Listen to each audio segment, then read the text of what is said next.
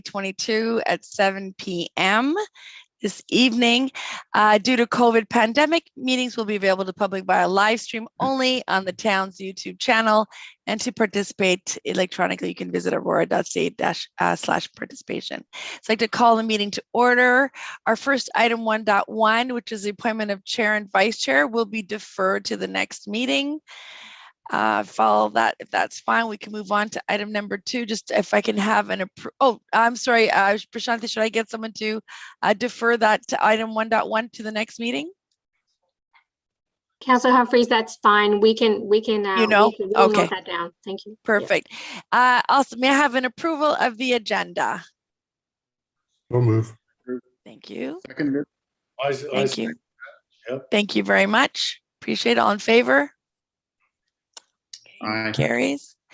Any declaration of pecuniary interest in general nature thereof? Okay, seeing none, we can move forward to receipt of the minutes. And this is the Heritage Advisory Committee meeting minutes of November the 1st. May I have someone approve item 4.1 or move forward? John Green, approve. Thank you, John. Second? Sorry, I can't get back and forth to my screen. This isn't as easy as it looks. Tom? Do you have a seconder? I'm sorry, if you can call it out, that'd be great. Thank you, Matt. All in favor? Aye. All right, thank you. Motion carries. We have a delegation this evening. Item 5, resident Steve Arms, item 6.2. Memorandum from the planner, Heritage Planning, Heritage Permit application, Garage 74 Center Street. So if we can welcome our resident, Mr. Arms. There he is. Wonderful. Thank you. If you don't mind stating your name and address, and floor is yours. Certainly. Thank you. Good evening, everyone. Pardon me while I just get a couple of things organized here, technology-wise. No problem. We know. Thank you, Madam Chair, members of the committee, town staff, ladies and gentlemen. My name is Steve Arms, and along with my wife, Rebecca Murdoch, we're the owner occupants of 78 Center Street. We represent a group of neighbors on Center and Catherine Street, who are Center and Catherine Streets rather, who are concerned with the redevelopment of this property. Now, as you all know, we are not opposing the redevelopment of this property. That needs to happen and has unanimous support of the neighbors and community. Our concerns are and have always been related to the appropriateness and suitability of any developer's proposals, given that this is a heritage area and as such has specific needs and requirements as far as design, building size, density, and preservation of the heritage aspects of this neighborhood. Now, before I begin, I would like to recognize that the applicant seems to have finally taken a few steps towards plans that are starting to approach a more acceptable proposal, but that there are still significant issues that need to be addressed, including traffic concerns, the overall size of the building, the reduced depth of the veranda, as well as the awkward single-car garage that's actually built into the west side of the house. Now, the proposal before you, which was filed with the town on December 8th, was emailed to the neighbors 6 days later on December 14th, without prior consultation or review. As has been suggested by this committee, the COA, and council, we had hoped that there would be discussion with the neighbors before any further plans were submitted, but that was not the case. We were, however, pleasantly surprised to see a few of the concerns have been previously raised were starting to become addressed. But that being said, I would like to focus tonight on 2 key elements of this proposal that are still major issues: heritage vegetation and drainage. Now, from the beginning of this process, as with the previous applications, our concerns have always been related to the suitability of a proposal in the heritage area, especially with regard to preserving the look and feel of the Northeast Heritage Area. This is reflected in appropriate designs, large yards, and green spaces, preserving existing heritage trees and addressing one of the key challenges in our area, drainage. Now, I note that town staff in its report states that the existing large trees on the lot were not going to be affected by this plan. Respectfully, I must disagree and would like to address this via the following slides. Madam Chair, if you'll give me a moment just to share my other screen.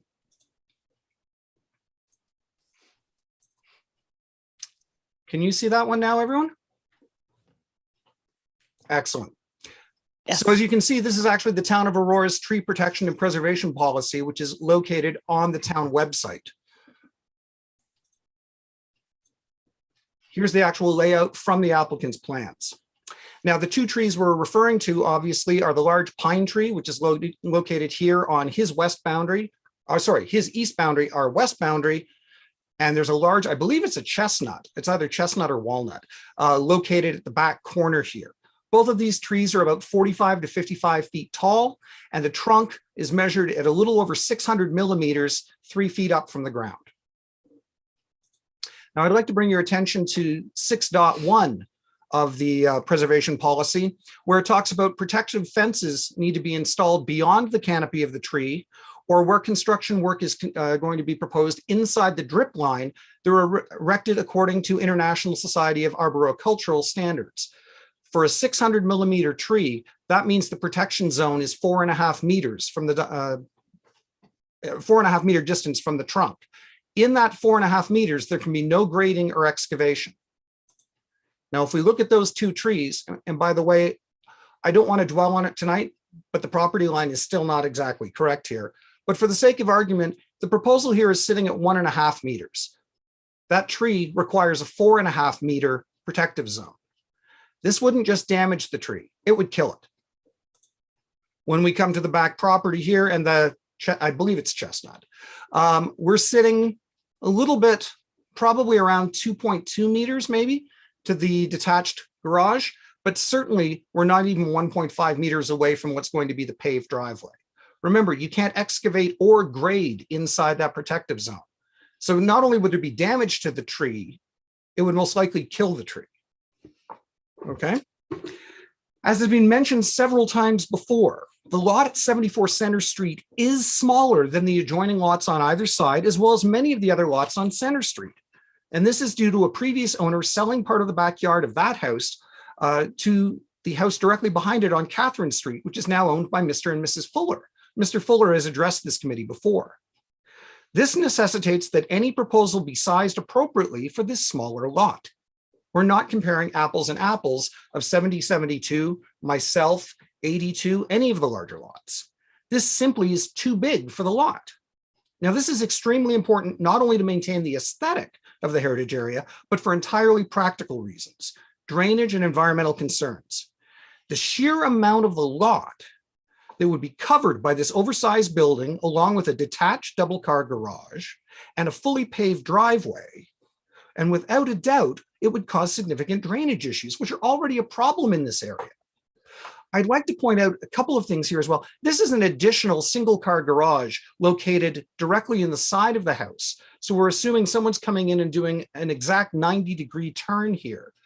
Also, there's not hedges here. 7072 already erected a full fence. There's simply not enough room to try and maneuver this, as well as deal with all of the snow that's going to be there. Okay. This third garage, which is a single car built directly in the side of the house, is impractical for all these reasons. Again, we're simply trying to put too much into a small space. In addition, what I'd like you to consider is, if this is the overall property, if we look at the area of the lot that is going to be covered by hard, impermeable, non-draining material, we're looking at approximately 80% of the lot. Whether that's the oversized house, the double car garage, or that long paved driveway. 7072 is going to have water problems. They're going to have water problems. I'm going to have worse water problems. And Mr. Fuller and his family, as well as probably the Rogers, are going to have water problems. There's nowhere for the water to go. This is simply too large a house for the size of the lot. And it's certainly, the plans are not going to preserve that those heritage trees or the heritage look. Now, the community has tried to be flexible in being open to various designs as long as they were appropriate for the heritage area. It was even suggested at this committee earlier this year that there was a way for the applicant to achieve his desire for a triplex and have the support of the neighbors and committees. But it required him to reduce the overall size of the building footprint and leverage obtaining a legal fire-rated basement unit. In other words, 3 units stacked one on top of each other. That would appear to be a single family dwelling, would fit in with the look of the area, but could also achieve his higher density, and would also not cause too much as far as additional traffic problems on the street. The neighbors were open to this idea, and it could be a win-win for everyone. Otherwise, the only real obvious option here is a luxury single-family home. Now, we have one chance to get this right. It's not something we can slap up and fix later. In closing, I'd like to quote Mayor Marakis, and I quote, "Heritage trumps planning." It specifically states in our heritage plan that policies and guidelines included in the heritage plan, which further refine standards established in the zoning bylaw to ensure compatibility with the heritage district context, not may, but shall prevail under the authority provided under the Ontario Heritage Act. We believe that while this proposal may be an initial step in the right direction, there are still far too many shortcomings to proceed with it as is. Our heritage area deserves everyone's best effort. Thank you. Thank you very much, Mr. Arms. Appreciate it. May I have a motion to accept the delegation? From our team, Bob. Anyone else for seconder? Matt, any questions, comments to the delegate? Matt? Not right now. Oh, not right now. Okay, so I thought you were good. Yes, are there any questions of Mr. Arms? Yes, I have a question, John. Oh, yes, John, please. To the delegate, the proposal as it stands right now, is it violating any of the bylaws that the town has in place for the heritage area? Through the chair, sir, Thank you. Actually, sorry, Mr. Sorry, Steve. Through you, Mr. John, just I think that's more for staff, and we're not at the item yet. Although what we could do, and I think it's appropriate, is we can actually bring this forward with the delegate and ourselves to go right directly to 6.2. If everyone is okay with that, can we do that? Perfect. Okay, awesome. So why don't we move forward with moving right on to 6.2. So if there's questions of the delegate or question of staff, we can have that discussion. I think it makes it a little easier, maybe a little less formal for our committee. If that's okay, Brisante, we're okay to do that? Madam Chair, I believe that the architect or the applicant have a presentation at the item, so it'd be okay, best perfect. if Let's finish this. Okay, yeah, perfect. I'm sorry. Yeah, you so it'd be best if we consider the item separately than the delegation, and then the delegation's questions or the delegate's questions or can be questions right now should be to the delegate, and then the questions to staff can be considered at the item. Absolutely. I didn't know that we had another delegation. My apologies. I didn't look at the, I guess, the agenda close enough. So thank you very much. So how about we just stick with asking questions to our delegate right now, and then we'll have another presentation and then go on to the staff area at 6.2. Any other questions for Mr. Arms this evening? No, I just wanted to say thank you very much for your delegation. Very clear. I appreciate the information and seeing the area. Oh, Bob, if you would like to go ahead, please. Yes. Sorry, I thank you. I'm sorry I wasn't quicker. I think the delegate has made some expressed some valid concerns. It's not a question to the delegate, but I'm just wondering the concerns that he has shared with this committee, will they in some format be shared with council, or does the delegate have to, if they so choose, delegate to a GC or a council meeting? I just wonder what from this meeting would be possibly shared going forward. Thank you, Bob. Sheetik, maybe you can help us with that. I mean, at this point, we have questions. Do we ask at 6.2, maybe some of the concerns raised by the delegate, we can ask staff here, and then the delegate can feel free to come to the next GC as well, right? If you can help us with that, Ashita. Through you, Madam Chair. So I believe this item is going to be considered at a council meeting. I mean, I would defer that to Brisante, and she can provide more information on when this item will be back, and then how the questions or delegates' concerns can be handled. Perfect. Thank you. Brisante, can you help us with that? Yeah. For sure, through you, Madam Chair. This application, so typically the process is that any heritage application gets put forward in front of the Heritage Advisory Committee, and then it goes to General Committee next, and then Council, so that the decision can be ratified. However, this round is unusual, or there's like just special circumstances, because following the November GC meeting, a 60-day extension was granted, which puts the heritage permit application expiration date at February 11th. So there's no way that we could have a general committee meeting in time by the time the heritage permit application expires, which is why initially, if committee would recall, staff circulated the revised drawings through email end of December with a short turnaround because of just the nature of the expiration of the heritage permit application. But the committee expressed that wasn't enough time, and that a special meeting would be more appropriate. So which is why we've scheduled this evening's special meeting to consider the revised proposal. And just to respond to Bob's question about whether the delegates' comments will be reflected or sent to council, it will form a part of public record, as our clerk's division will prepare the minutes, and so that would go to them, as well as there is a Heritage Advisory Committee section in the council report. So any comments that are made by any delegates, comments that are made by the Heritage Advisory Committee, all of that will be encompassed in that section of the council report. So I hope that answers your question. Thank you, Bob. Just to follow up on that, then, given that there is not another opportunity for the delegate to address the ultimate decision makers, I appreciate what Brisante has said, but I would just from me suggest that the delegate might want to choose to share his concerns through an email to each council member. Thank you. Yes, thank you, Bob. Appreciate it. Okay, thank you. All right, any other questions of Mr. Arms? Comments? Again, thank you very much, Mr. Arms. Appreciate it. Very good information for all of us to consider, and the council. So thank you again for this evening. May I have all in favor to receive the delegation this evening? Opposed? Motion carries. Thank you very much. Thank you, Madam Chair. Thank you, committee. Thank you, staff. Thank you.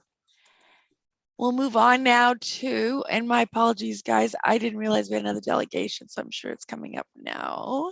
I must have the old minutes, the old agenda. Just one second. My apologies for this.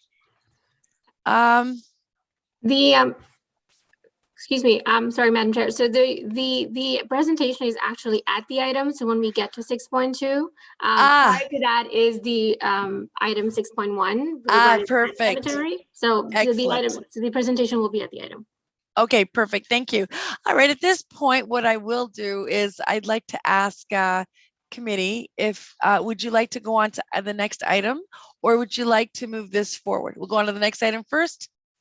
No, let's go to this. Okay, so why don't we move 6.2 forward? I move that 6.2 be brought forward for the sake of those waiting to present and for the delegate. Thank you. Perfect. Thank you, Bob. May I have a seconder for that? John, second. Perfect. John, thank you. All in favor to move item 6.2 forward? Aye. Aye, perfect. I see all in favor. Thank you very much. Item has moved forward. So this is great. So at this point, I'd like to welcome. I'm sorry, I hope you can hear me. If we go on to item 6.2, a memorandum for the planner, Heritage Planning, Heritage Permit Application, Faraji, 74 Center Street, file number HPA 2020-04. And we have a presentation to be provided by David Iqbal, architect, and Hassan Faraji, owner. And my apologies, gentlemen, I did not see that on the end of I didn't see that little area. So thank you very much. If you would like to go ahead with the presentation, much appreciated. Good evening, Madam Chair, member of committee. I have prepared a presentation for 74 Central Street. I am the architect for the project. My name is David Iqbal. And as you may recall, this item has been on your agenda previously. And basically, I just go over a few points on this project. This project, after the previous round that you reviewed it and made some proposal for making some changes to the design, and you have approved this previously. But after that, it went to round of changes. We had to make some modification to make it more presentable, acceptable, and address the issues that were coming around this project. So we carefully, after listening to all the discussion, we modified the project. We reduced the size of the building. In terms of massing, we reduced the massing of the building, height of the building, depth of the building. Also, there were some issues with how the parking was being proposed at the rear or in the front. So what we have here is a result of all listening and modification. And so you can be the judge that how much we have done to address all the concerns. I just want to go over a few points with respect to massing, which I think previous delegate Mr. Arms was raising about how massive this building is. In fact, if we look at the data, for example, for coverage, the zoning bylaw allows 35% coverage for a building at this location. But what we are proposing is actually 30.43%, which is quite below that.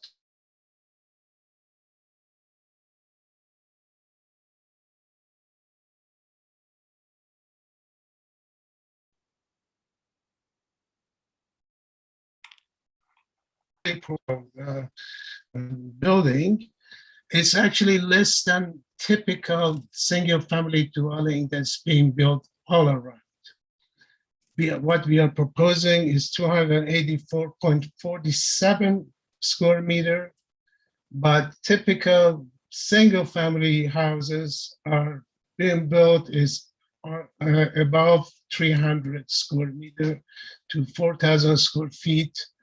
But this is quite, I mean, less than what you would expect from a building which is going to house 3 families. Is actually is. I mean, these are the numbers, and we are not making any exaggerations. These are the facts that you have to consider. And also, the zoning allows 10-meter building height. What we are proposing is 7.64 meters in building height, way below 10-meter allowed by zoning. And I think we have to be reasonable when we describe something as being massive, overwhelming. Well, it's not. It's less than a typical single-family house that being built all around. I mean, you know, you see a lot of projects come in your committee, and you can really judge this building by the numbers and just see how much we did to make this building more acceptable. There were some other issues previously raised by by the neighborhood and committees was the issue with parking at the back in an open condition. What we did, we actually went to the suggestion and the guidelines provided for this neighborhood by, the planning. And what they actually, you can see in this slide, this is what is suggested, that to put a garage in the rear and have the house on one side with a driveway giving access to the garage. So that is exactly the layout that is being, being told that you have to do this to make it more acceptable. So you can see that the layout is conforming to what the guideline says. And we basically, because the zoning requires 3 parking spaces, we provided 2 parking at the rear and 1 parking to the side of the building. But right after when we did that,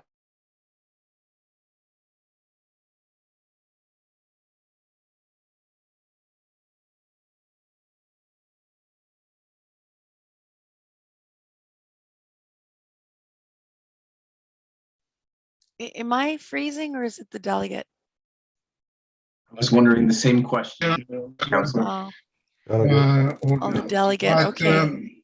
There he goes. you will Okay. also notice that there is plenty of space to the 90-degree parking, which Mr. Arm was saying is not adequate. It's actually more than adequate.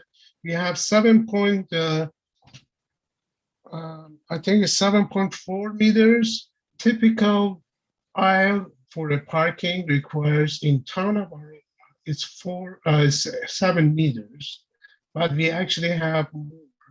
So in this case, we are actually more than fine to make it turn for, giving access for parking in the 90-degree configuration.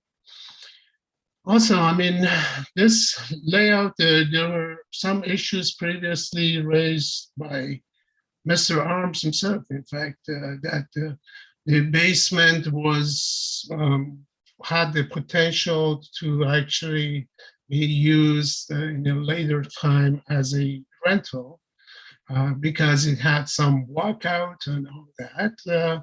We actually removed the walkout. And this basement is actually designed to be used by the first floor resident, which has direct access to the basement. And we have 2 additional units on the second floor. So we do have 3 units in this building, and we try to do our best to reduce the areas and make the building as small as possible. And so basically, this is a typical, you can see that this design will carefully make the building very simple, acceptable in this neighborhood. We have column design that comes from heritage building in the neighborhood. We kept the design very simple. Previously you asked for a front porch that actually should extend all in front, and that's what we did. And you would actually say that this would be a very beautiful addition in the neighborhood. Although, Mr. Arm likes to pick on this project no matter what, these trees that he has been talking about, actually we discussed these with the arborist. Arborist has indicated that during the construction of this project, we could actually hand dig the roots where it's actually close to the foundation wall.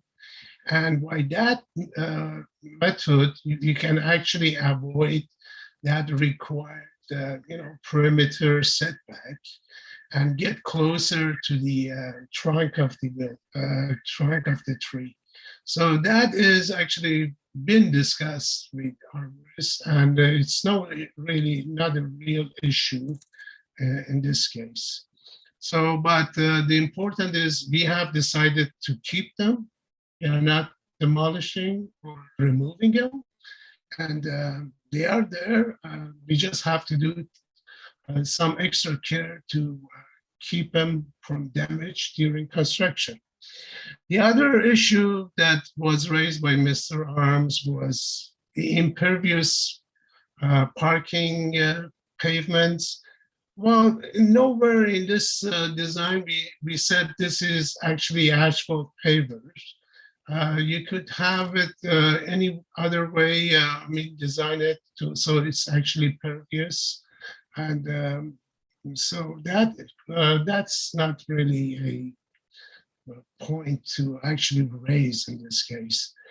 In terms of drainage, well, if it is pervious pavers, then we won't have any issues with drainage. Many larger houses are being built around here that actually, cover the whole lot.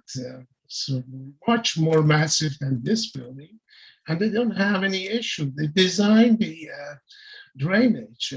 That's why we have the engineers that get involved later in this project during building permit drawings and application. So I thank you very much.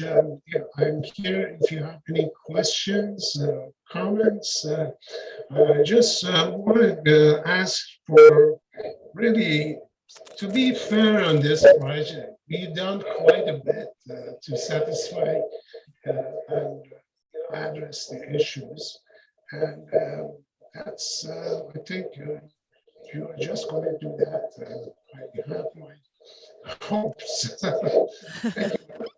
Well, thank you very much, Mr. Iqbal. It was a great presentation. I really appreciate it, and really do see lots of changes. Thank you very much. From our committee perspective, do we have any comments or questions to the delegate this evening? All right, Matt and then Bob. Go ahead, Matt. Yeah, thank you very much, David. This looks like a great improvement over the last presentation that we saw on this property. A couple of things you mentioned were the trees. So would they be allowed to remove the tree on the east side of the property if they had wanted to? Through you, Madam Chair, yes, they would have been allowed to remove them. There is nothing that prevents the our client to remove them. Okay, so it wasn't. But we decided to keep them. Understood. Nice trees. Thank you. Also, the stormwater management will be handled through a stormwater management engineering design, right? So as you had pointed out, this gets handled by the engineers that determine how you're going to manage the water on the site. Precisely, that's right. Okay, and one last question. Does this application as it sits require any of committee of adjustment variances? The only variance that we're going to be applying for would be the number of units in the building, and that would be it. I think it's quite amazing that we actually avoided any other variances in this project.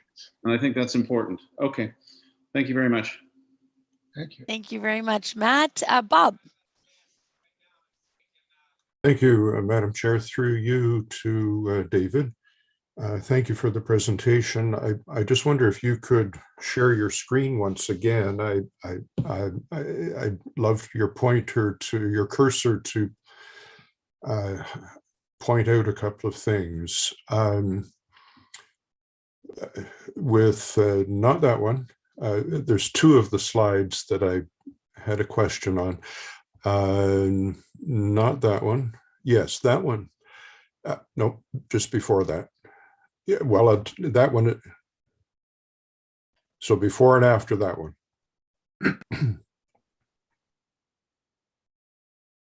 This one?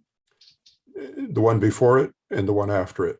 So on this I see where the, okay. I think it's the one before that and then the one after that, if I can get my questions out. Sure. On that screen right there, I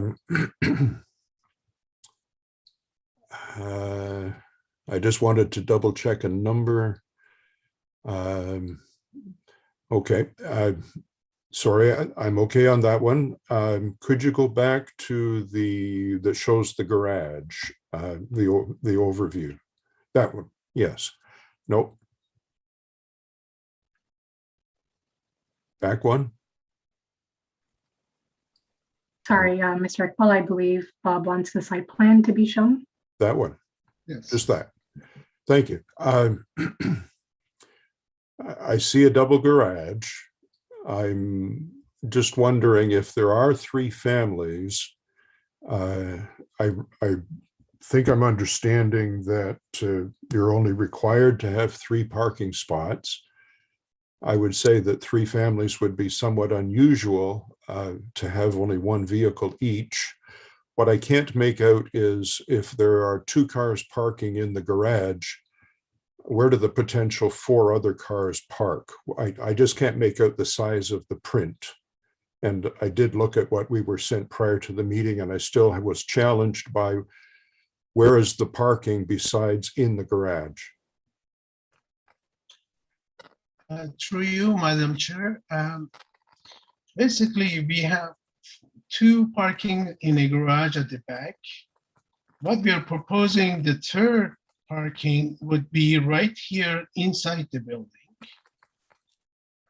Inside? which is kind of unusual, but we actually made the effort to do it because, we were asked to provide 3 parking spaces. We said, let's do it and have a third one inside the building on the side. So basically, you would access the side one, which is going to be right here. You just have to make your 90-degree turn, which we have quite a bit of this. Could I see? You would notice is actually the length of this driveway. We actually found out that you could actually park alongside of this driveway on one side, and actually you have maybe 5, 6 parking spaces right on the driveway. It is possible. You will still have access to the garage at the back. You can So the have drive, 2, 3. so does the parking on the driveway, side. is it a 2-lane driveway, a double That's driveway? right. Yes. And where is that in the house parking in this diagram? That would be right here in this area, which we are showing it right here, right behind the porch. Could you go to the bigger, sorry, the overall Inside one? the building. Could you go to the screen before this, please? Or shrink this down so I could see the garage and the plan for the house. I just want to see what, and could I see it relative to the driveway and the garage and the street? It is kind of difficult to put everything. Well, I just don't want I could this mark it for you where it is. there. Just So on that diagram, where is the in the house parking? So is it on the left, the west side of the building, Mr. Egbal? That would be the location. Okay, so like right there you go, the new proposed 2-story triplex building, existing building to be demolished, and then right there it is, perfect. Okay, so there. Okay. Yes.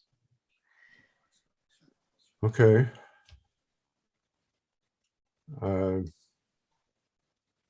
Interesting. Thank you. Yeah. Yeah, no, that's quite interesting for sure. Thank you very much. Bob, any further questions from any other committee members? I just wanted to say that there's a lot has been done, absolutely, compared to last. So thank you, Mr. Iqbal, and to your client, definitely have listened. A question for me though, you know, the trees you mentioned, they're on your client's property? Are they Actually, shared? yes. Yeah, they are. Actually, it is on our property. The Okay. survey shows it that way, and we have confirmed the survey drawing. It shows it to be in our property, yeah, or the client's property. Okay. Okay. And I appreciate the fact that you're going to salvage the trees. I have a quick question. You know, the your page where you've got all the GFAs and the percentage. Do you mind going there for 1 second? Just take a quick peek there. I just have one quick question for you. And then I may ask the staff a couple of Sure, questions. yes. Perfect. So just one more. There we go. Perfect. So yeah, you've done a great job. Absolutely appreciate it. It's very, very innovative. Quick question. You know the space where if you just go to the side yard and setbacks, just to the left a little bit of that page. Yeah, see where it says the required and proposed. So basically you're not asking for anything over what is maximum proposed, right? Allowed. Yes, no. I mean, we have front yard setback minimum is 6 meters. We are proposing 7.27 meters. Oh, okay. Our east side setback is required 1.5. We are proposing 1.57. Right. West side setback is required to be 1.5. We are proposing 7.31 meters. And the rear yard setback is 7.5 meters. We are proposing 14.42 meters. Okay. And is that the area that needs to get, I guess, some approval from Committee of Adjustment? Am I reading that accurately? Actually, no, there is no. It's the opposite. My apologies. Yeah, okay, no, sorry. Okay, no, that's fair. Thank you for sharing that. No, you've done a good job. You've answered lots of questions, and thank you very much. So, any other questions from now, since we're on this item, and any questions for staff? I mean, staff is here. We're sort of rounding this off together. Any questions for Brisante? Bob? Madam Chair, when you ask that, are you also looking for an expression of any concerns? Yes. Yeah. At this point, I think, if there's no more further questions of our delegate, that perhaps we provide some more comments and feedback. And just to be clear, I know, Brisante, you mentioned this before. We will probably ask a few questions and provide our comments. But the process now is that this comes back to council and then GC, right? Just want to make sure. GC. The other way. So other way. Sorry, through you, Madam Chair. It's actually, so the regular process is HAC first, then GC, and council ratifies the decision. Yes. But with the expiration date, we couldn't make a GC meeting date. So it's going straight to the January 25th council meeting. Okay, for perfect. Decision. That's fine. That's perfect. That's fair. So I'm glad. And then at that point, anyone who would want to delegate, whether it's the owner and architect and the other residents, they're free to do that at council as well. They want. Okay. All right. Any questions at this point for staff or comments? Matt, excuse me, Madam Chair, before we move on, I just we need to. Yes, move we it. just need to put a motion on the floor before we go forward with any discussions or questions. And I believe staff may have a bit of a verbal update on this as well. So if we can have a motion on the floor, that'd be great. Absolutely. I'm so sorry. If I could have 6.2, motion for 6.2. Someone put that forward. I'll put that forward. Thank you, Matt. And Bob, second. That's brought forward. We can vote on it afterwards if that's okay. All right. Brisante, is there other proposals or comments at this point from staff? Through you, Madam Chair, I can just give the committee a spiel, I guess, on the revisions that we have before us. We are here to discuss Heritage Permit Application HPA 2020-04 for 74 Center Street, and following comments that were received from the November 16th General Committee meeting, the applicant has submitted a revised proposal to permit the construction of a two-story triplex dwelling with parking provided in a detached garage that's located in the rear yard, which will be accessed by a driveway located along the west side yard. The proposal also includes a landscape buffer along the rear property line to minimize any visual impacts on the abutting property to the north. Extensive planting is also proposed along the west property line and near the front of the east property line, while the existing vegetation along the east property line will be preserved to further mitigate any potential impacts of the proposal to any of the abutting properties. The large mature tree in the front is proposed to be is going to remain, and no other vegetation on the property is proposed to be removed. Staff have reviewed the application based on the guidelines in the Heritage District Plan and are satisfied that the proposed two-story triplex dwelling maintains a single detached dwelling form, as well as the historic lotting pattern, which is the predominant style in the Northeast Old Aurora neighborhood. I also want to point out that throughout this entire process, Mr. Faraji and Mr. Iqbal have been very cooperative and very receptive of staff's, HAC members, and resident comments. They have been willing to make changes to the proposal and consent to extensions as required in response to the comments that were received to date. So staff do continue to maintain the opinion that the proposal does align with the guidelines in the district plan, as well as outlined further in the staff memo. And so staff are looking to obtain any comments from HAC before bringing a final recommendation to council. Thank you very much, Brisante, for that overview.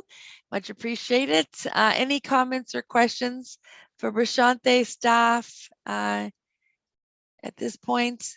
Bob? Okay. Oh, and John, I'm sorry. So I can't see anybody. I'm just going. John can go ahead. Yeah. Oh, okay. Go ahead, John. Sorry. Overall, in listening to the discussion and the presentations, I believe the proponent has done everything they have been asked to do. And I'm looking at the images that have been presented and answering all the questions. I believe they are very cooperative, and looking at what could be the final design, it looks like it's very acceptable from my perspective. Great. Thank you very much, John. Bob? Thank you, Madam Chair. Mostly just comments. I might have a question right at the end. If I'm understanding correctly, it would be great to save as many existing trees as can be. Since these comments are going to council, I would point out that from what the delegate said, the planning shows 1.5 meter distance away from the tree for, I believe it was the house. And apparently the bylaw, based on the size of the tree, says 4.5 meters. So I would just point out to council that there is a tree bylaw that we've had to follow in the past. I would also confirm that there are drainage concerns in the neighborhood. I live on Catherine Avenue on the north side, So I'm in the Heritage District. For my few decades on this street, I would say on the south side, which is the backyard of 74 Center, many of the houses have sump pumps, and on the north side, I think very few, if any, have sump pumps. So it almost looks like there's an underground stream somewhere on the south side of Catherine Avenue. I'm still very concerned about it being a triplex. I understand from Brisante that I must have been asleep when the adjacent building on the west side came before the Heritage Committee once upon a time as being a triplex. I believe there are only two families that live in 7072 Center, and I think the kicker to me was that it's actually two separate addresses for apparently it being a triplex. My concern is a 40-year history of traffic issues within the Heritage District. And Madam Chair, yourself has expressed concerns with the one-way portion of Center just to the west of 74.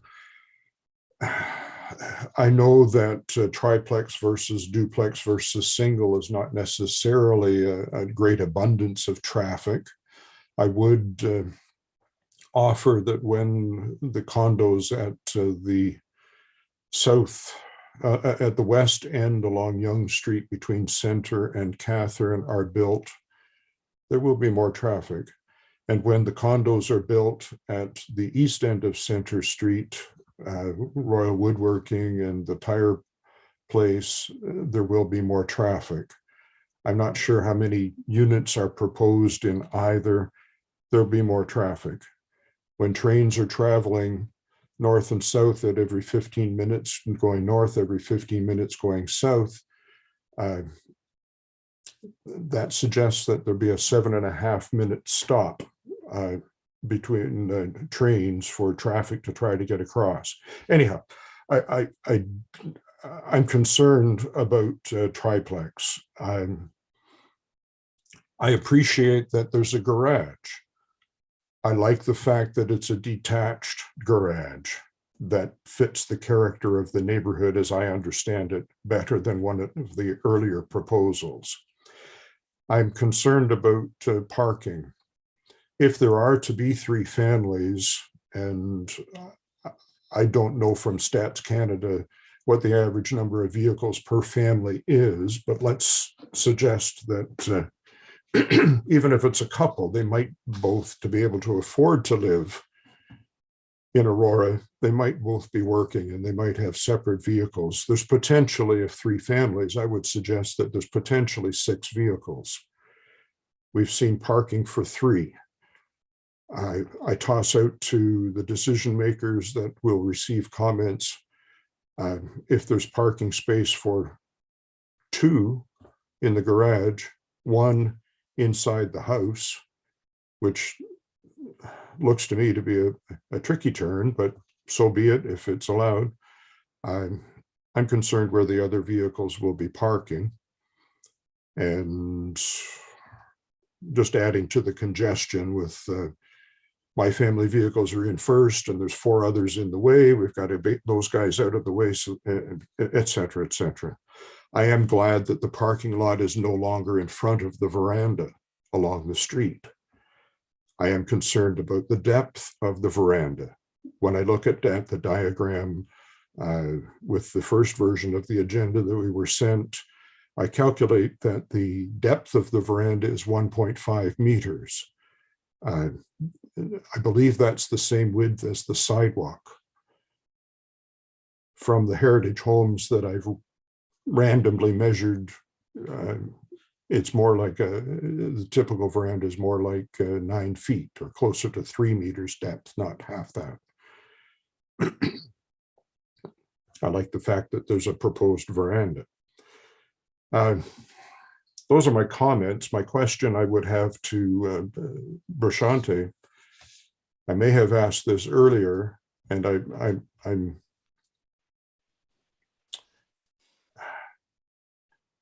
not that it's a realistic event, but it concerns me with the features within the plan, whatever the word is, within the Heritage District plan. I think we need to relook at that at some point in the not too distant future, given this term is up in a few months, in terms of when we have meetings. But I would suggest that, well, my question is, and I'm not really after an answer, but does the Heritage Conservation District plan have any safeguards to prevent every house in the Heritage District from becoming a multi-unit building or multi-unit dwelling?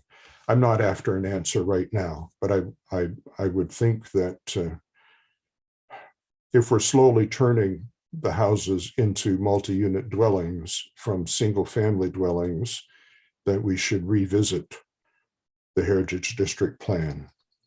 Thank you, Madam Chair. Thank you, Bob. I much appreciate the comments.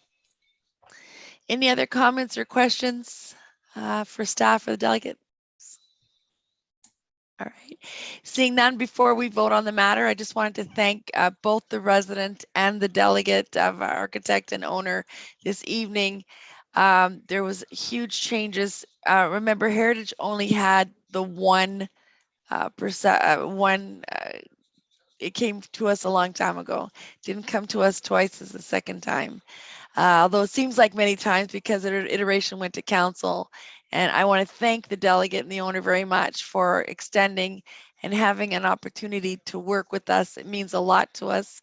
You know, we don't give a hard time to just you, we give a hard time to everyone. And I feel bad saying that. And that's only because we want to protect this amazing town, and you've done a great job in terms of listening. It is just a complete improvement from what we had originally. I want to thank you very much for that, and I know that some HAC member has helped greatly in that area, and I really want to thank you for doing that. I took Bob's comment. I mean, ideally, I would have loved to see a single family home. But as Bob mentioned, it's allowed. And to that point, I think we do need to take a peek at perhaps a review of heritage areas and what we would consider, you know, allowable and not. And do we want to think about the future in terms of duplex, triplex, or single family homes? I think that's sort of outside of this, but obviously as we see things evolving, something to really seriously think about and perhaps wrap up our term here before next council, so we can make sure it starts off on the right foot. But that being said, thank you so much. I know it's a lot of work, but I believe at the end of the day, we're going to have a great product working together. And I want to thank you again very much for all the efforts. At this point, I would like a vote. All in favor for item 6.2? Favor? Opposed? Okay, motion carries. Thank you very much. All right, at this point, thank you very much, everyone. Okay, so moving on to item, just one moment, please. Back to 6.1. So memorandum for the Director of Community Services, Pet Cemetery Project Update. I will leave it to staff to help us with this. Thank you very much, Madam Chair. And for the group, and not familiar with me, I am the Director of Community Services here with the town of Aurora, Robin McDougall. Joining me today from the Museum and Archives group, we have this team on the ground, and literally they were on the ground at the Pet Cemetery. We have Alicia and Jeremy, who have been part of this project. Jeremy has been around since we were working on it, and Alicia joined us this year. So certainly we have their on the ground experience. So if there's any questions after I've completed the presentation about the actual experience, things they've encountered, I'm sure they will share. And following that as well, Brishante's here to help regarding any heritage matters relating from the planning side. So with that, if you indulge, in addition, the memo which was included in the agenda is very high level. It just covered some of the basics about the project. Some of you may have heard of the pet cemetery. Some of you may not yet. So this is a bit of a briefing of the project, of which has been in the town's ownership since approximately 2011. Town as well endorsed or put funding towards restoring the project starting in 2017. With that, staff and the restoration company have been on site twice a year. We take advantage of the spring and fall seasons of the damp soils to get in and do the work. And since 2018, they've gone in each year and continue to exhume different stones from the earth and certainly identifying those stones. So I'm going to flip to a presentation. Share with you a bit of a glimpse of the site, and at the end I have a little video which was fun and put together by a company that came in, Mountain Goat, who helped facilitate creating some imagery of the project. So with that, bear with me. I'm just going to quickly click to my presentation, flip this to a presentation mode. There we go. So a few imagery pieces. Some of these you may have seen if you've been part of the project or if you've seen it before, but ultimately the Happy Woodland Pet Cemetery. This is an original name. This is not something we've created. This is the name that came with the site and was identified by the original owners. We understand based on some of the history that with the original property owners, this commenced or started with them burying their original pets on site, resulting in the idea of the pet cemetery being created. This cairn right in front of you here actually was a project this year we focused on and was restored this year. So you'll see that later on in a bit of a video, how that restoration took place. And some of these little photos here give you a glimpse of what some of the stones that have been uncovered look like. From a property perspective, just to bring some bearing to it, this is a tiny little parcel you can see almost hidden here in the middle of the screen. And the interesting piece of it is that it was obviously in the woodland adjacent to the property. They used to be a part of this larger parcel, which is where the original owners lived. And from there, this is where they identified lands where they had buried the pets, and families could come and put stones for where they would like to recognize their pet. Since the understanding of this site came along, the town in 2011, as mentioned, acquired this parcel to protect it from any type of development or improvements on the property. So you can see that's why it's oddly hived out of the original property. And as mentioned in the report, so subsequently results in approximately 3 sides of this parcel being bordered by a private property. This little tiny sliver down here opening, and this side that adjoins, so this little triangle piece, this larger parcel, are town owned. These pieces here, this one and this larger piece. Over here, this sliver out to Yonge Street is owned by the region. So longer term plan would be to envision a trail system from being created along this whole border system and around in through the wooded area. Whoops, too fast. In through the wooded area, and subsequently creating an opportunity for us to adjoin and create an entry point into the pet cemetery. At this point, and since our commencement, we have simply been trying to restore the pet cemetery site itself. As you can imagine, with this dense woodland area surrounding it, it has created difficulty getting in and out of the property, utilizing the town's lands. It's quite dense in tree, fallen tree. So we have had the cooperative relationship with the original owner, and subsequently a new owner has taken on the property as of this summer. We have entered into a permission to enter. So we come in off of Yonge, enter their site, and meander our way in through the wooded area to our pet cemetery site to do the work that we're looking at doing each season. Again, longer term would be to create an entrance, public entrance off a trail system around the back side of the property, obviously therefore avoiding the private property. Oops, wrong way. This just gives you some high level identifications of some work that we look to ahead planning in the next couple of years. As mentioned, council had endorsed and provided funding for the project since 2018. It is still in the capital plan until 2024. I'm hearing myself.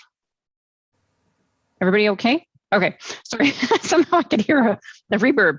Anyway, so site restoration. In 22, we look to continue our work, but focus actually what we've identified. There is approximately, at this point, identified 100 or 800 plus stones. We do know there are a couple of quads or gap or acreages, not acreages, those are the wrong term.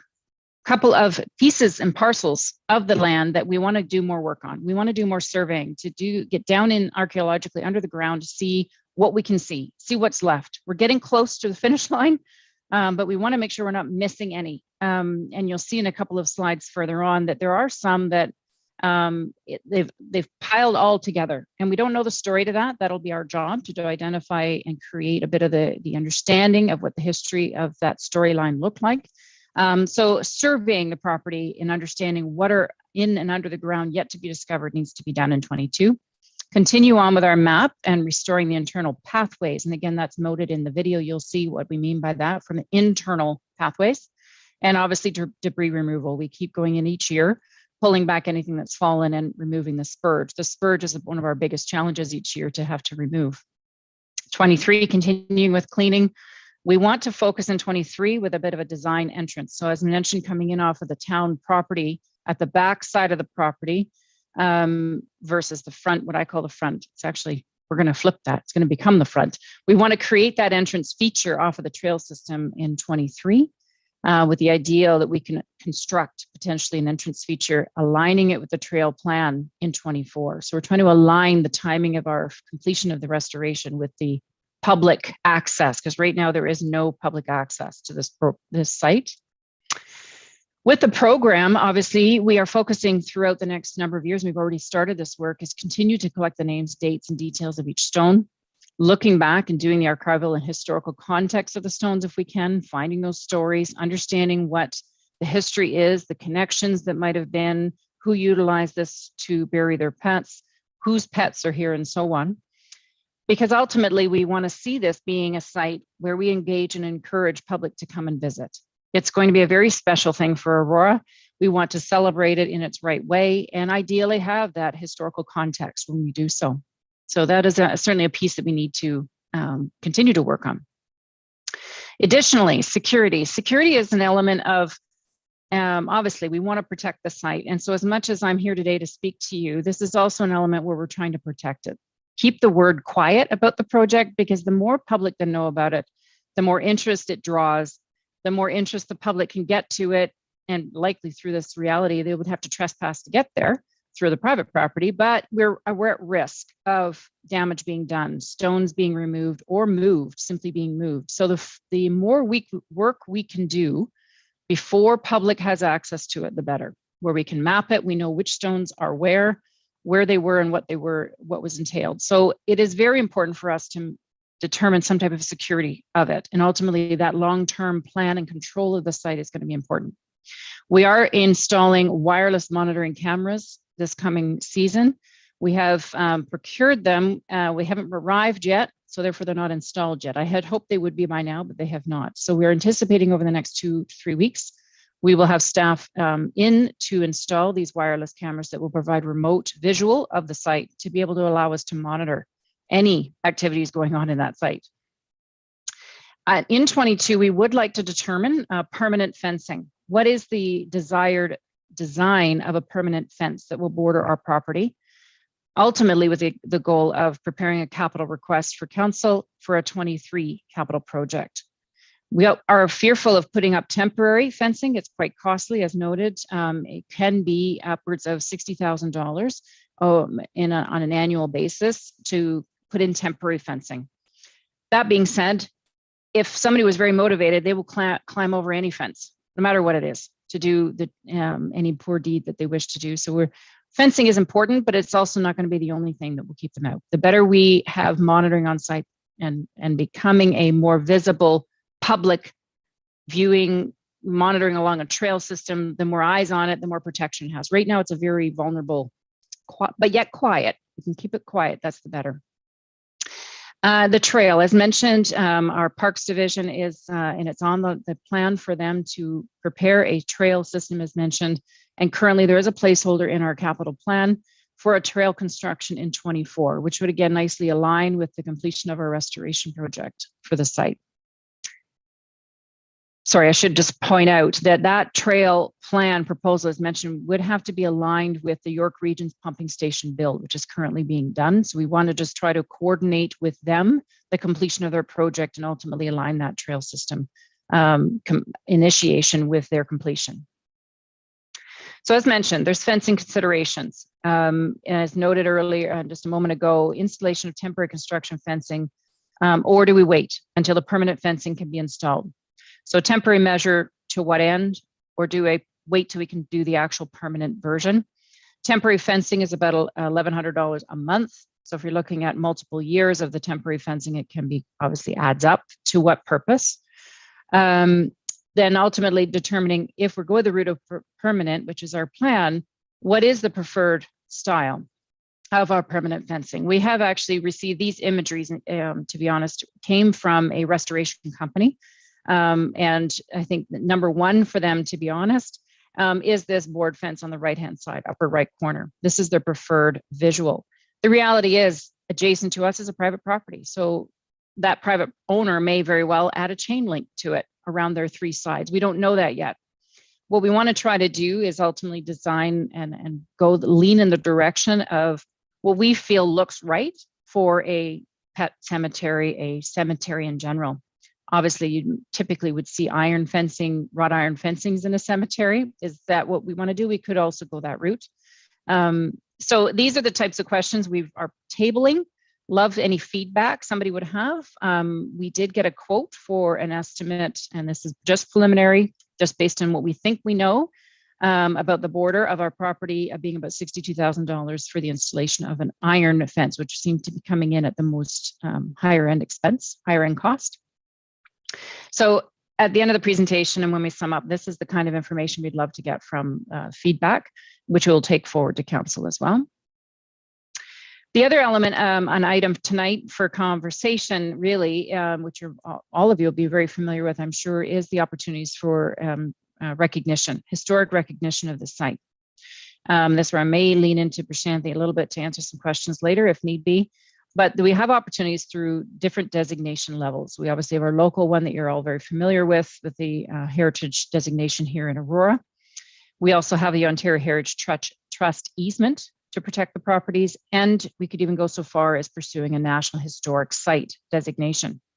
In order to go with each of these processes, we need to continue with the evaluation, making sure we understand the true historical significance of the site, which is in progress. We're trying to define some of that now. Confirm the level of interest, which level to pursue through your feedback and ultimately council's directions. And then confirming what do we want to apply for and maintaining that designation afterwards. That is another piece that would have to be part of this project. So here's just a little fun glimpse. So bear with me. I'm going to press this video and let's hope it works for you. And again, hopefully volume does too. I don't know how all this techie stuff works, but let's go.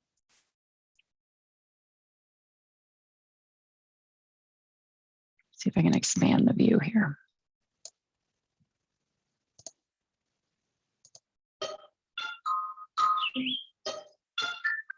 Can you hear it? Somebody thumbs up? Good.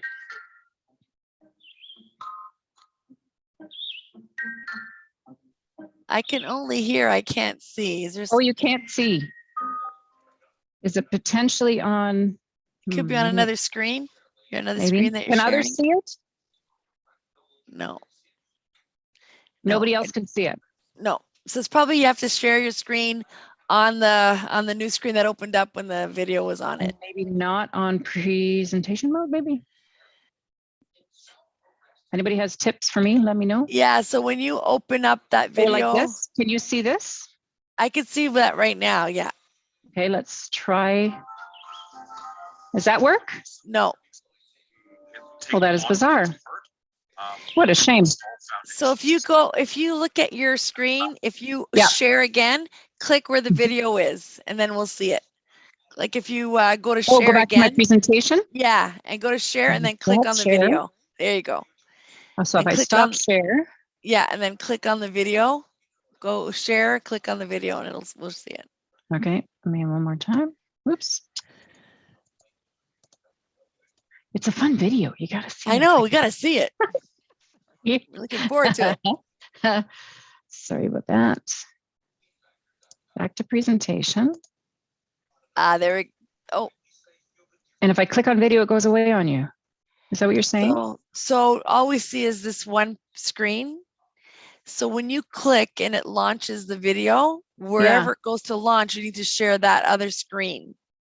Oh, of course. Okay. Yeah. I can understand what you're saying. Okay. So let me just, I now understand what you're saying. I'm going to share this screen. There we go. Yeah, got it. We can see it now. You can see? Yay! Yep. Okay. Woo. Oh, awesome. Wow.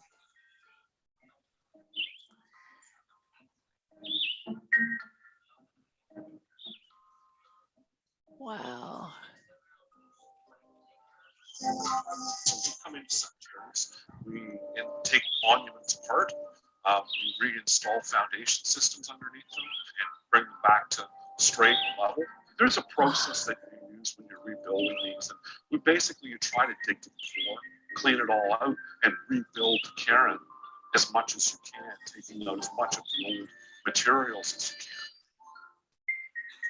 But this year the goal was to investigate specifically these sites, A6 and A5, which we knew had overlapping and bunch of stones. They've all just been pulled up at this point to identify what they are and where they lie, and what's going to happen with them is if they'll be moved or reinterpreted in some fashion that makes them more appropriate to the site. Beyond thinking about the stones and the animals that have been buried here, the paths being the actual cemetery are important because it gives you a sense of how people would have experienced, of course, the cemetery. We know that there was the initial path. We think that was heading up to the cairn, but where these paths meander to and from, what was the flow like? There are a handful of stones that are south facing instead of north facing that face the path. And the thought was that there's stones facing the path, would be further stones behind them that are doing the same thing. So I have the guys working on finding more pathways. A lot of it is just buried, but as they're doing the probing techniques, they're getting tapes, so they're feeling things that the rods are not going through. They put a flag on it, they document it, we come along behind them every day.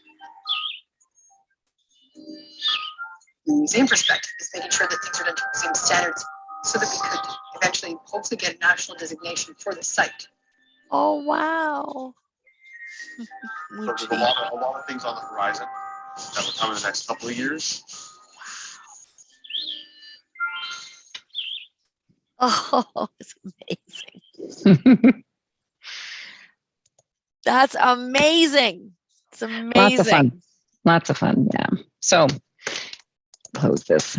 So with that, I will stop and be happy to answer any questions. As I mentioned, we have other staff here as well that can provide some comment.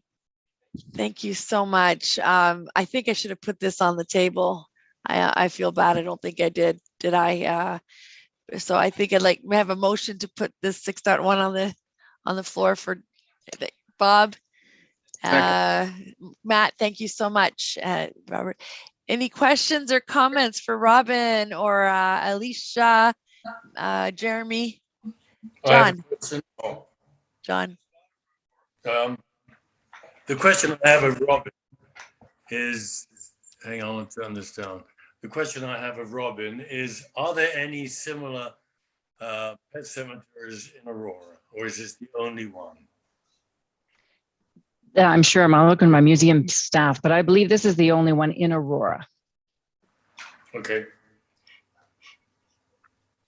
So it's unique. Oh, Jeremy? Jeremy? You might have an additional comment. I can speak to that.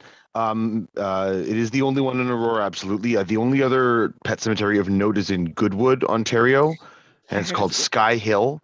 And it's larger in size and ran from the 40s to the 90s.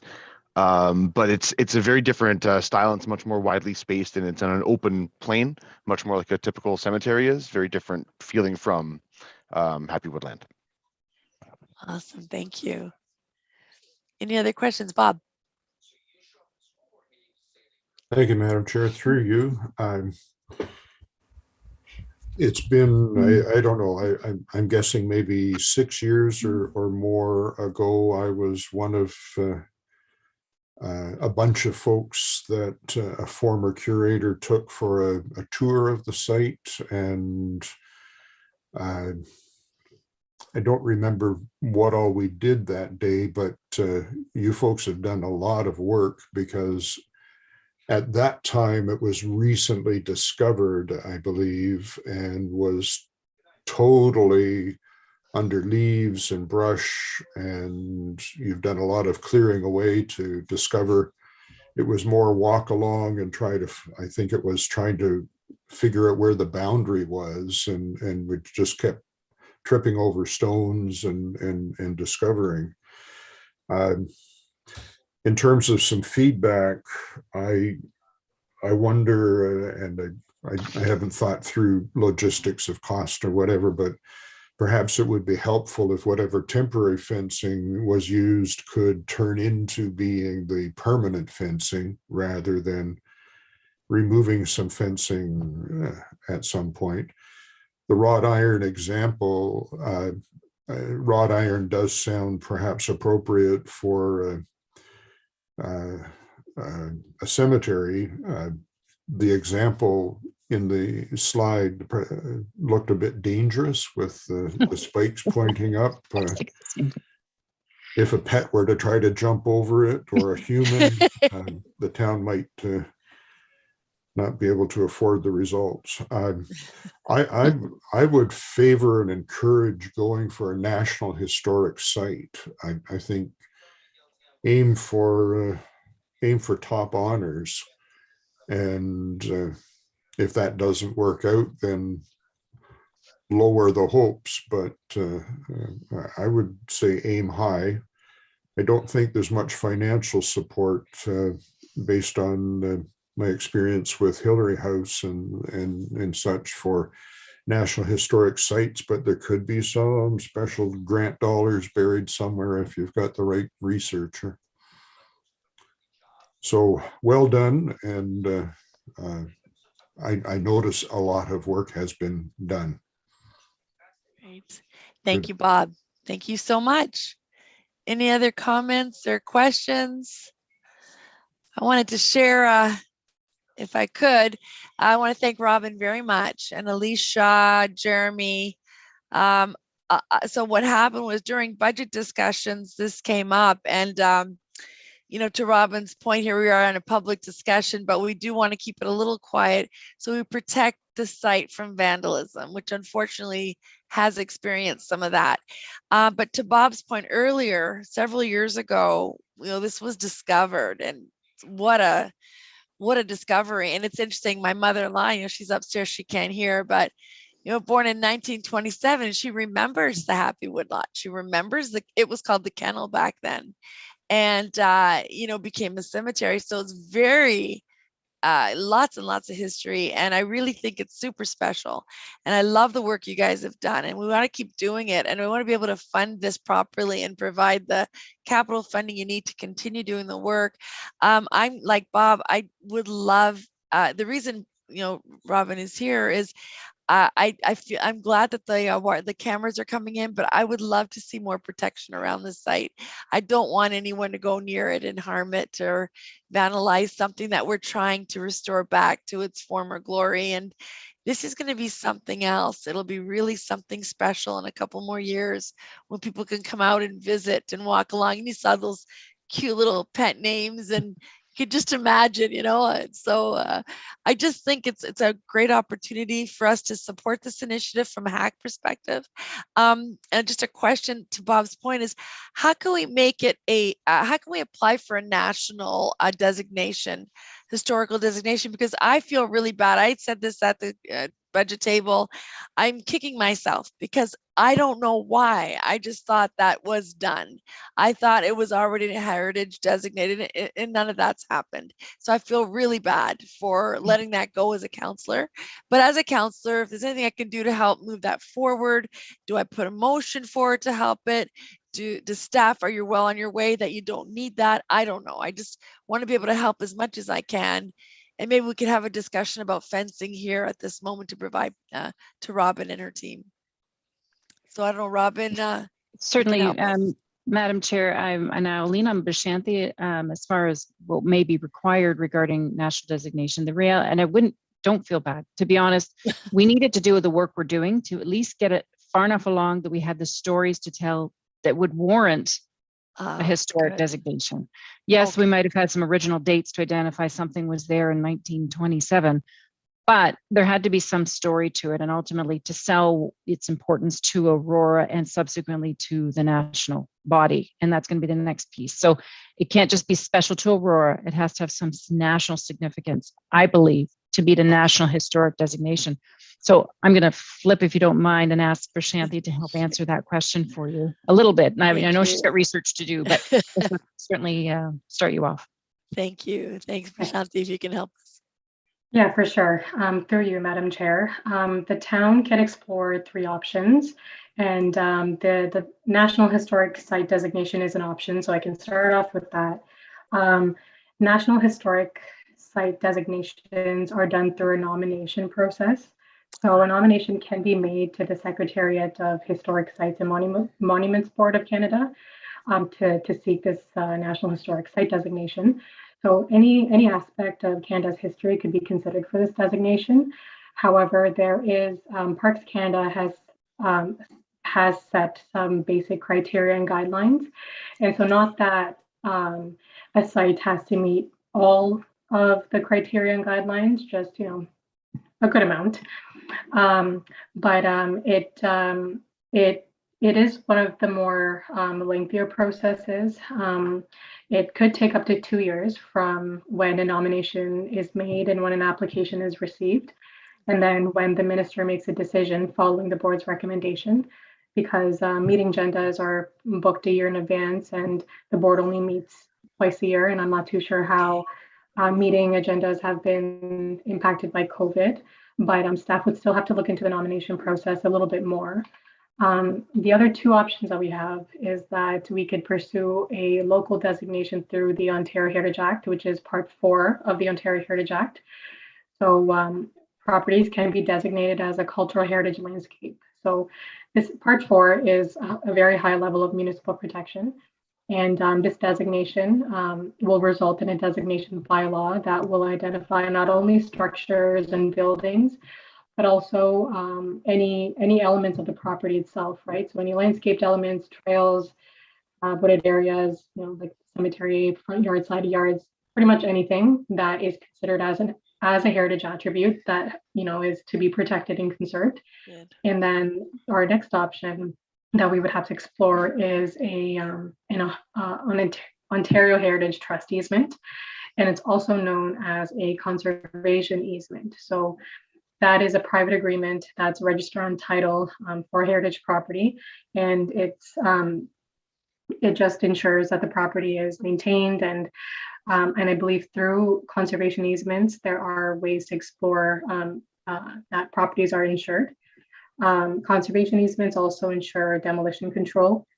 Yeah, so those are the 3 options.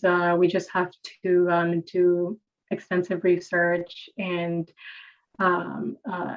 get cultural heritage evaluation reports done, the entire process that goes into designating.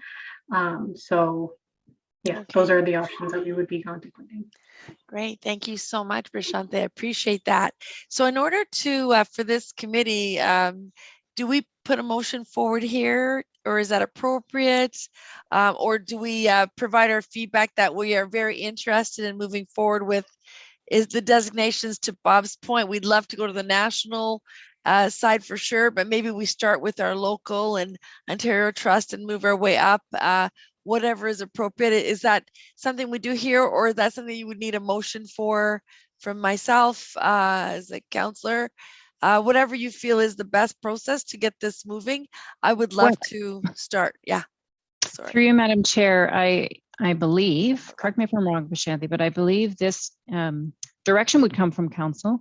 Okay. Subsequently looking then for feedback from HAC on the decision and direction that council wishes to pursue. Okay. So certainly in the report that I might take to council, we can again, like we've done today briefly, is provide a high level summary of our options.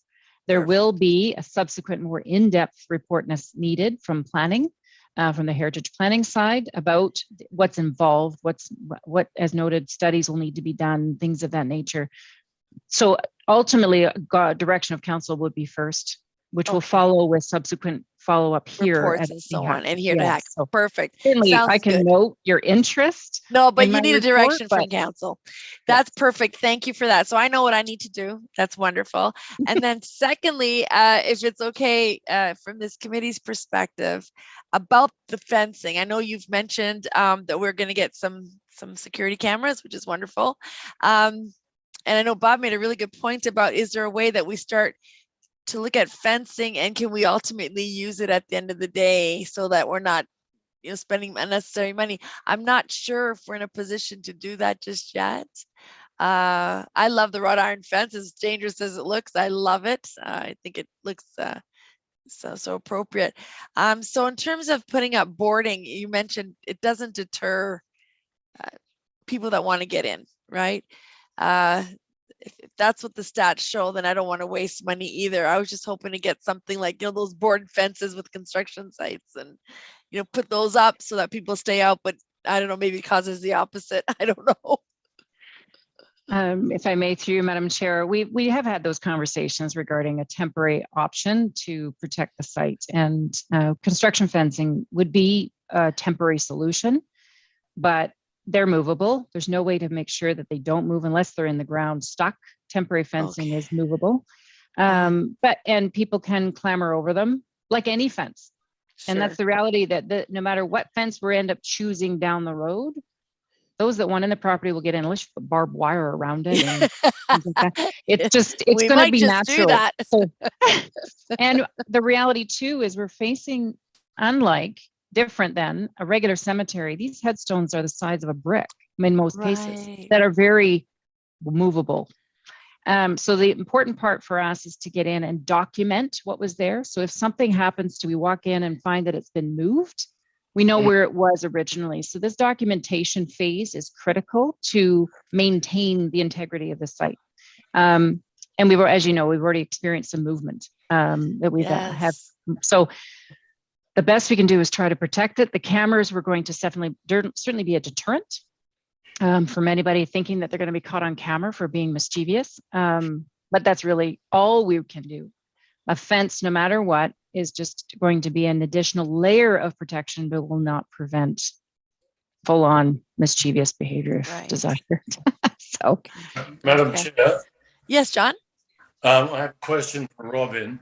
Is it possible to get funding from organizations like the Trillium Foundation, if you're looking for money for fencing, that sort of thing? Robin, what do you think? Through you, Madam Chair, unfortunately, Trillium specifically, the municipality is not eligible for. It just turns, but there may be other sources. There may be other that we can pursue for sure regarding historical sites, but Trillium specifically, we're not eligible for. A nonprofit organization certainly can, but not a municipal body. So we definitely would pursue any funding options that we can to help facilitate that. And we're going to have long-term maintenance of this project as well. So these are things that we definitely would be looking at from a long-range project. Right. Okay. Well, I guess, Bob? I'm just wondering, I don't have a clear picture in my head, but the temporary fencing that's used on special events at the town park, my memory says that it's pretty effective. I think there's some height to it, and the town might have maybe there's some cheapness to it as well, or affordability. Anyhow. Yeah, so I was thinking that too. Robin, in any response comment on to that, yeah, in response to that, we can rent for that size of property. It would be approximately $1,100 a month. which may escalate over time. I don't know, but generally speaking, it's about $1,100 a month. There it may be additional charge because again, that site is very difficult to get to. And it meanders over the valleys and hills and so on. It's not a lovely flat surface. So it might be trying to install might be another little tricky piece. But yes, they do typically come, and I think it's 7-foot panels potentially in height. So they do have a height to them. They're not your typical 4-foot fence. There is a height to them, but they are, when I say movable, you might strap them together with some wire and chain but that's at every section. And on the bottom pedestals, they sit on a pedestal. They're not permanent anywhere.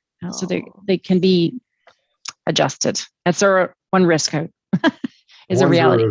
Just to follow up, I'm also wondering if there's snow fencing that comes in a role that would maybe be longer, higher than typical, because the posts that are used, I think it's quite anchorable. Anyhow, thanks. Oh, thanks, Bob. Matt? Yeah, I'm just curious. It looks like great work, by the way. I'm just curious, how big a site are we talking about here that we'd want to try and secure with fence? It is noted, I think, about 2,400 square meters. So it's a fair size. It's approximately just over half an acre in total. But what has to be noted, although we have some surveyed borders on our property, we do know where there's some original surveyed property lines. Being on site, we've observed stones that are outside of our property lines. So this is how important it is to get to the survey line, and our risk about going too quick on permanent fencing is that we don't know yet if we fully captured the borders of the site. So the surveying is going to be critical to determine that. But that being said, certainly surveying will help tell the story, but it's approximately just over half an acre in size.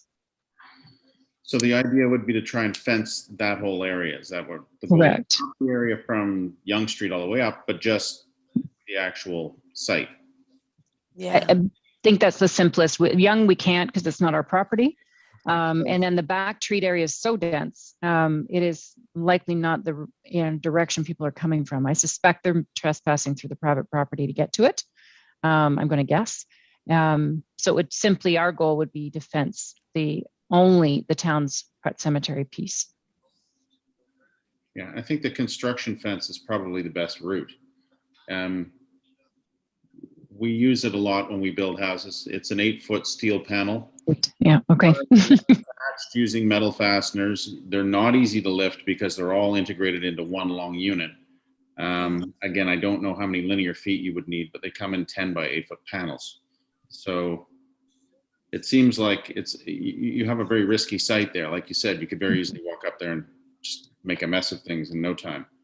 So if this is going to take a few years, it might be worth putting that type of fence up, even though it's money that you're not going to get back. It might be the best way of securing the site. Mm-hmm. Yeah. Cameras on our construction sites, unfortunately, they don't work. They're not much of a deterrent. Most people just don't think they're real. And so they're not concerned about getting caught, or they don't seem to really care. But an 8-foot fence is quite a good deterrent. You'd be surprised. Right. Awesome. And I think, if you get those fences and you put you're on camera, maybe, you're on camera. Well, maybe I won't go over that fence. Who knows? But it is. Yeah, that's what I was thinking too, Matt. Like when I first I heard all this, thought, we got to protect the site. I just, I'm just so worried about it. I'm just so worried about it. But you're right. People may think, there's a fence, I'm going over it. But maybe it, who knows? It's almost a psychological thing, isn't it? But this is something that I think staff needs direction on regardless. So I think that's something I'll need to do. And I appreciate the feedback of our committee. Any other questions for Robin or the team here? No. I just want to thank you very much, Robin. I know you did this in a hurry. I really appreciate it. To yourself and Alicia, Jeremy. I'm sorry, Jeremy. And if I'm missing anyone else, but I want to thank you so much for joining us. I think it was important to share with our committee, and excited about getting this site designated, at least starting off with what we have more control over and moving our way up. And I'm sure we'll have an interesting discussion on fencing during the council meeting when it comes to that point. I'm sure, Robin, I'll be looking to you when I send the draft over to you, take a peek. But thank you guys very much. If there's no other questions, I guess if I can have a vote on receiving this information this evening, all in favor? Aye. Opposed? Motion carried.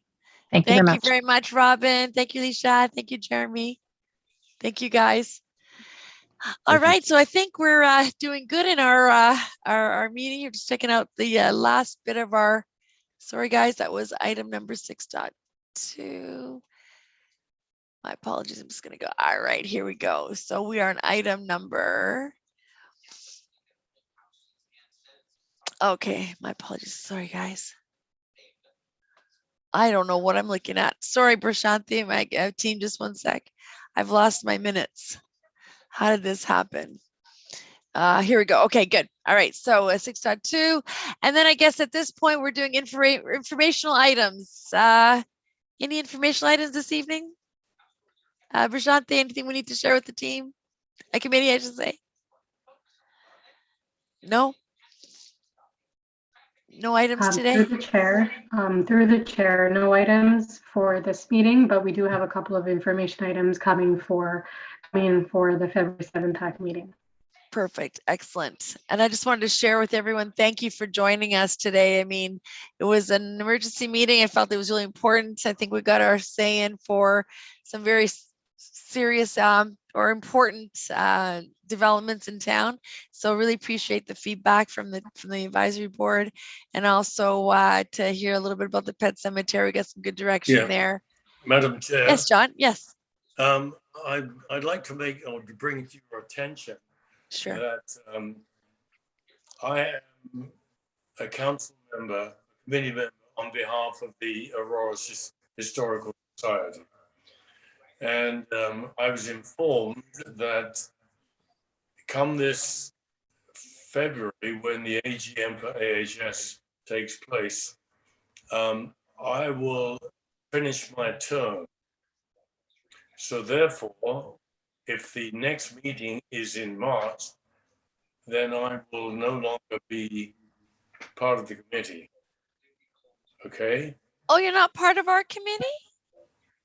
Right. Our heritage? I'm there as a representative of AHS. And because they will probably choose somebody else, because I've been doing it for 2 years now, I could well be asked to step down by the AHS. So I put that out as a piece of information that you might want to consider, that if there's another, I'd love to stay on as a committee member, and maybe as a resident, a citizen of Aurora. I don't know, but it's something. Oh, absolutely. I think it'd be a shame to lose you. I think continue your tenure on our committee would be, our advisory board would be the right thing to do, even if you're not on the historical society board. I guess Brisante. Yeah, how does that legally take place? Yeah, yes, we'll have to. Sorry, Shita. Yep, sorry, through Madam Chair. So what we can do is that we can discuss this offline. So if so what we can do is, if John can let us know if that decision has been made by the Aurora Historical Society and can inform us, and we will then we'll touch base that and forward the information over to the clerk and circle back to the committee as to what the next process would be and what the next steps would be. Okay, so thank you. Could you keep me informed on that? Absolutely. Through you, Madam Chair, that will be notified, and if we will be in touch with respect to that. Okay, super. Thank you. I see Bob was asking. Go ahead, Bob. I was just going to add, I think the position that John has been filling was they're after a board member, and he's no longer on the board with the Historical Society. But food for thought for the offline talk. We haven't seen Hoda for a long time, and it's conceivable that we might struggle for quorum. Right. And so I would suggest that John stay on to at least finish this term, regardless of anything. I agree. I agree, Bob. And I think in the past we have had more members than we currently have. I could look at records. Oh and yes, perhaps- we have. We've had Perhaps the 9. rules have changed, but Yeah, we had many more. We had 9. 9 to 10. So yes, we've had, and I do feel that, I feel like you, Bob. I really would like to see John continue on, regardless of how this, if John is willing, I'd like to say it, but Ishita and I will have that conversation along with the clerk, and we understand clearly what I think all as an advisory committee would like. So, and as long as John would like to continue, we'll make sure that we work hard at that. John is willing. Perfect. Yeah, it wouldn't be the same without you. We need to have you here, John. Absolutely. So I will work with that once we hear what happens at the AGM, and we'll go from there. Perfect. Thank you for that information. Anything else? Any other informational items? No, I just wanted to say again, thank you guys so much. I think we are at the end of the meeting. I really appreciate you showing up on an unexpected date for us to get together, but as always, such a powerful group, and thank you so much for helping us keep heritage in Aurora. It means so much to me and everyone here. So, there's the mayor. Did you want to say? There he is. Thank you, Mr. Mayor, for joining us. It's really appreciated. So good meeting tonight. I think lots of great stuff came out of it. So thank you so much. thanks for chairing too, Sandra. Oh, you're welcome. I do miss Jeff. He does a great job. So Thank you, Madam Chair. Thank you so much, Robert. Thank you, guys. I guess a motion to adjourn. Yes, please. Yes. We better get that. Matt, anyone else would like to? Robert, all in favor?